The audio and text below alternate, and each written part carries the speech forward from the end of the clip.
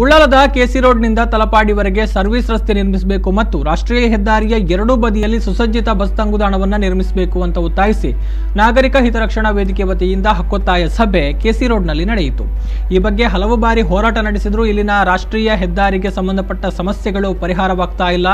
Service ರಸ್ತೆ ಇಲ್ಲದೆ ಇರುವ ಕಾರಣ ಅಪಘಾತಗಳು ಆಗಾಗ ಸಂಭವಿಸ್ತಾ ಇದೆ ಅಂತ ಆರೋಪಿಸಿದರು. ಹೀಗಾಗಿ ಸಂಬಂಧಪಟ್ಟ ಇಲಾಖೆ ಮತ್ತು ಅಧಿಕಾರಿಗಳು ಕೂಡಲೇ ಎಚ್ಚೆತ್ತುಕೊಂಡು ಇಲ್ಲಿ ಸರ್ವಿಸ್ ರಸ್ತೆ ಮತ್ತು ಬಸ್ ತಂಗುದಾಣ ನಿರ್ಮಿಸಲು ಮುಂದಾಗಬೇಕು ಅಂತ ಒತ್ತಾಯಿಸಿದರು. ಎರಡೂ ಕಡೆ ಸರ್ವಿಸ್ ರಸ್ತೆ ನಿರ್ಮಾಣವಾಗಿಲ್ಲ. ಇಲ್ಲಿ ಸರ್ವಿಸ್ ರಸ್ತೆ ನಿರ್ಮಾಣವಾಗದ ಕಾರಣ ಹಲವಾರು ಅಪಘಾತಗಳು ಸಂಭವಿಸ್ತಾ ಇದೆ.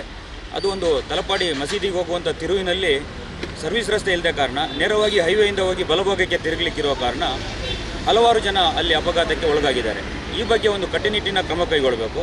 ಜೊತೆಗೆ ಎರಡೂ ಕಡೆ ಚತುಷ್ಪಥ ರಸ್ತೆಯ ಜೊತೆಗೆ ಸರ್ವಿಸ್ ರಸ್ತೆಯನ್ನು ನಿರ್ಮಾಣ ಆಗಬೇಕು ಅಂತ ನಾವು ಒತ್ತಾಯವನ್ನು ಮಾಡ್ತೇವೆ. ಅದೇ ತಲಪಾಡಿ ಒಕ್ಕೋಟಿಂದ ಎಲ್ಲ ಬರುವ ಕುಂಪಳ ಇದೆ, ಉಚ್ಚಲ ಇದೆ, ತೋಟಕಾರದ ಎಲ್ಲ ಭಾಗದಲ್ಲಿ ಸರ್ವಿಸ್ ರಸ್ತೆ ಇದೆ.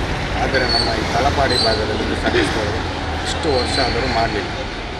ಶಿಕ್ಷಣೆಯಲ್ಲಿದ್ದರೆ ಇಲ್ಲಿಂದ ನಾವು ಮಕ್ಕಳು ದಾಟಲಿಕ್ಕೆ ತೊಂದರೆ ಆಗ್ತದೆ, ಊರಿನಿಗೆ ತುಂಬ ತೊಂದರೆ. ಇಂಥ ಒಂದು ಇರುವಾಗ ನಮ್ಮ ಈ ಪಂಚಾಯತ್ ಅಧಿಕಾರಿ ಇದ್ದಾರೆ, PW ಅಧಿಕಾರಿ ಇದ್ದಾರೆ, ಏನು ಇದಕ್ಕೆ ಒಂದು ವ್ಯವಸ್ಥೆ ಮಾಡೋದಿಲ್ಲ. ಎಷ್ಟು ಸಹ ಮನವಿ ಕೊಟ್ಟರು ಇದಕ್ಕೇನು ಅವರ ಏನು ಪ್ರಯೋಜನ ಇಲ್ಲ. ಈ ಸಂದರ್ಭ ರಾಷ್ಟ್ರೀಯ ಹೆದ್ದಾರಿ ಪ್ರಾಧಿಕಾರ ಮತ್ತು ಪಂಚಾಯತ್ ಅಭಿವೃದ್ಧಿ ಅಧಿಕಾರಿಗಳಿಗೆ ಮನವಿ ಸಲ್ಲಿಕೆ ಮಾಡಲಾಯಿತು.